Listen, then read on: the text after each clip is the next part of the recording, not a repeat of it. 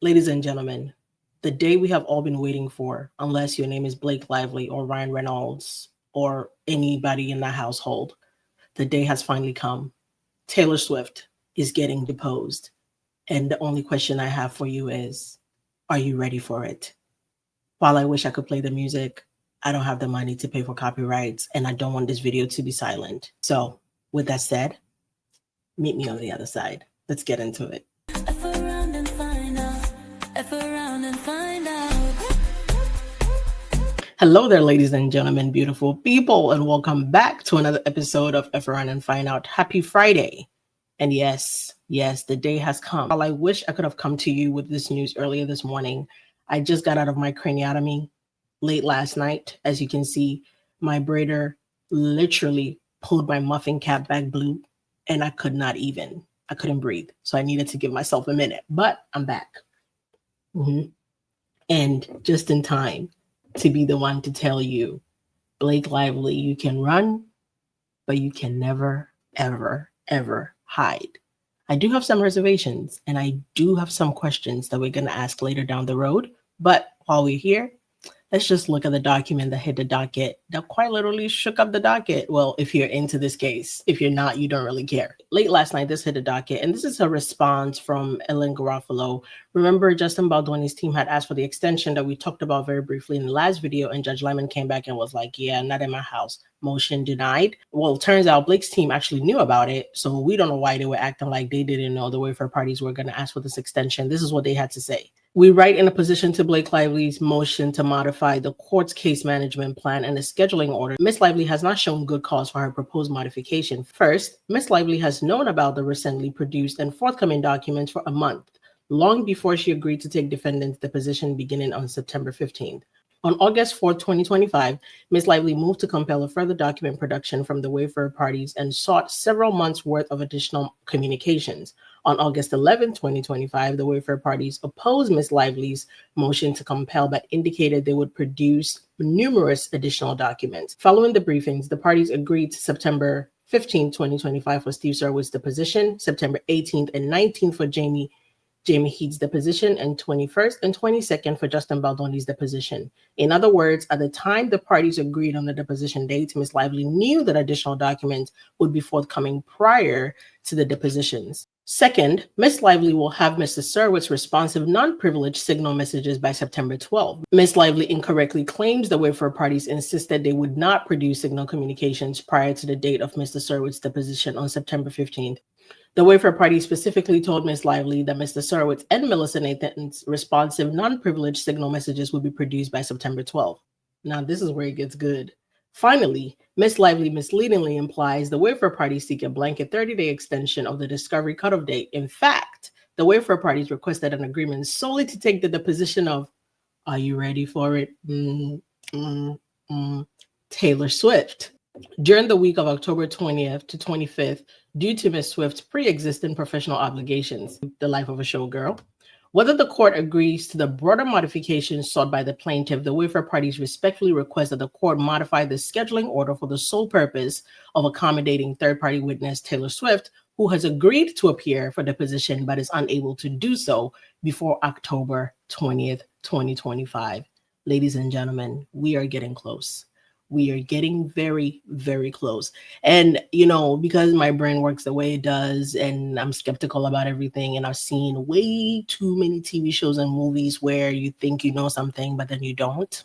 I was thinking to myself, is there a world where Taylor Swift and Blake Lively are in cahoots and Taylor Swift is like a Trojan horse, laying dark, coming out in the dark and poof, messes everything up, as in, what if she shows up to depositions and lie? I don't think she will. But again, I've seen too many TV shows not to wonder. So this is us talking amongst ourselves, okay? This is just between me and you guys.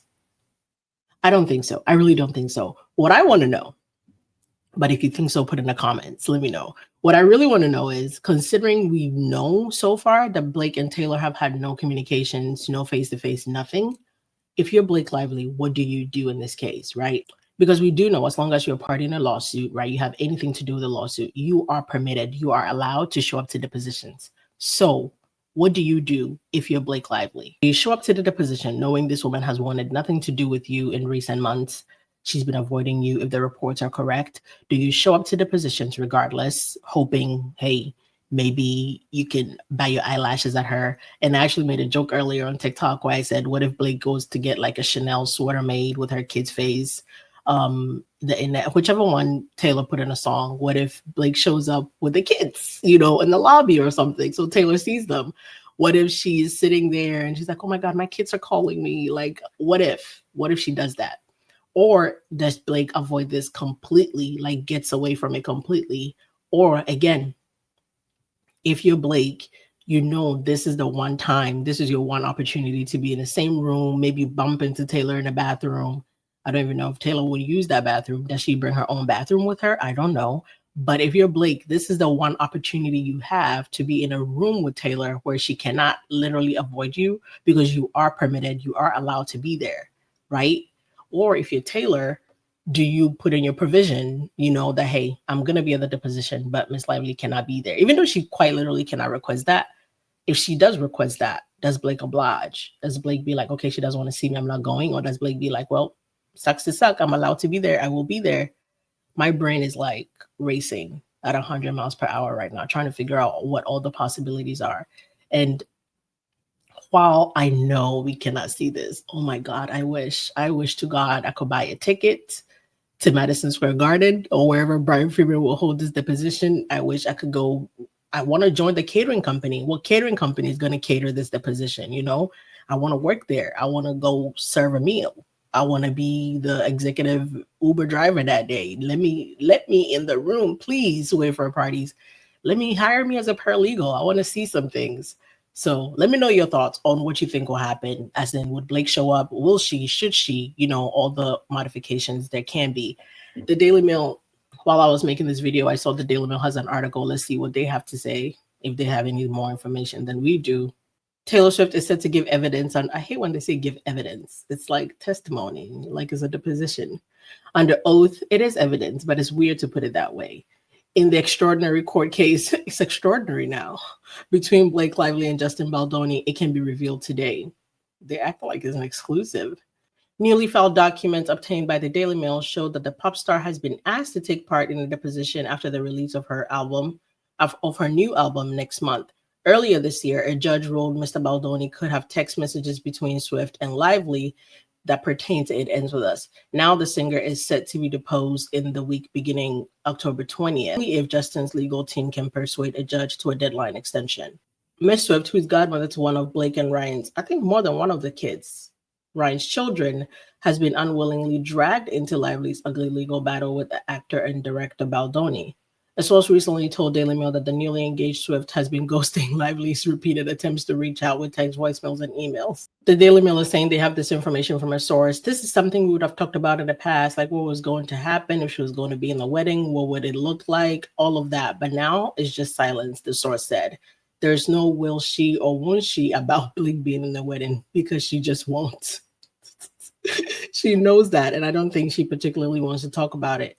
It came days after it emerged Mr. Baldoni is facing further scrutiny as another individual came forward with claims of harassment. I'm absolutely not touching that. It's ridiculous. We already talked about this. Now, the only question I have for you guys is, what do you think the judge is going to do? I'm really I'm trying to see a reason why he would not allow this extension, right? You've given everything to Blake's team. This is like the one person we all know holds a lot of weight. I am interested to know if Blake's team is going to come back again and say, they threw Taylor's name in there for publicity or whatever again, and what all this looks like if the judge agrees or doesn't agree. Because if you're Blake's team, if the judge doesn't agree to this extension, it helps you because it means they can't get Taylor. But if they do, again, you're back at square zero and you're scared again. The question is, if you're Taylor, if the judge doesn't agree and you really want to give your deposition, do you allow yourself to move your schedule around to make it fit, right? That is the question. So it's interesting. If not anything, this is and dropping this on a Friday is interesting too, because the weekend is gonna buzz, all weekend. This is gonna buzz all weekend unless Blake's team comes back with something on a docket later today, again, saying look, Your Honor, this is all for show, blah, blah, blah. There is a chance Judge Lyman could come back with an order by close of business today saying, yes, you know, we'll have your extension, or he comes back saying, no, you can't, or we get nothing this Friday and we don't hear from him till Monday. Either way, it's going to be very interesting. And my one last question for you is, are you ready for it? Well, that's it for today. I'm going to go put my head on ice or put it in the fridge or something so it can cool down. But I appreciate you guys for being here. Thank you for your time. Thank you for your continued support. And I'll see you in the next one. Please make sure to like, share, subscribe if you haven't already done so, because we're almost at 25K. And it's all because of you guys. Thank you so much. I'll see you in the next one. Have a good day. Besitos.